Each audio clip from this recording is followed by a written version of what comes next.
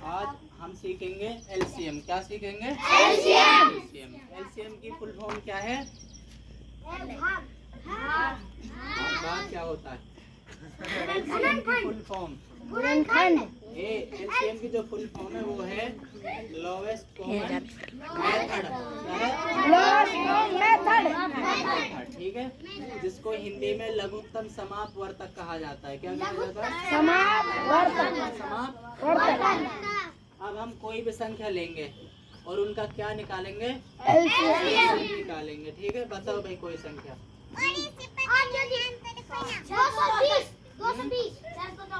220 और 1200। चलो इसी का निकालते हैं 220 का। 220 का एलसीएम निकालते हैं। ठीक है, इसके फैक्टर निकाल लेंगे भाई। ठीक है, ये हमारा जो इकाई अंक है 220 में 220, इसमें जो 0 है ये हमारा इकाई अंक है। क्या है? तो हमने बताया था किसी भी संख्या का इकाई अंक 0, 2, 4, 6, 8 हो तो वो संख्या 2 से डिवाइड हो जाती, भाग हो जाती। ठीक है, तो ये भी हो जाएगी। कर लेंगे। 2 एकम 2 एकम 0 का 0 आ गया। 110 आ गए, 110। ठीक है, फिर हो जाएगी 2 से 2 पंजे 10, 1 बचा। कितना आएगा? 2 पंजे 10। ठीक है, ये आ गया 55, 55। और 50 जो 5 है ये 2 से नहीं होगा, तो अब हम देखेंगे 3 से। किससे देखेंगे? ये 3 से भी नहीं होगी, ये 4 से भी नहीं होगी, ये होगी 5 से।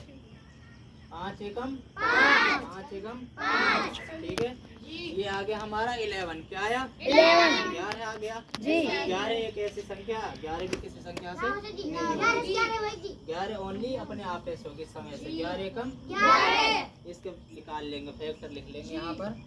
220 2 गुणा में 2 गुणा में 5 गुणा में 11। इनकी क्या कर देंगे? मल्टीप्लाई कर देंगे, मतलब गुणा कर देंगे। इनकी और इनकी गुणा कर दो, 2 दूनी 4 और इसकी कर दो 11 पंजे 55। अब 55 की और 4 की क्या कर लेंगे?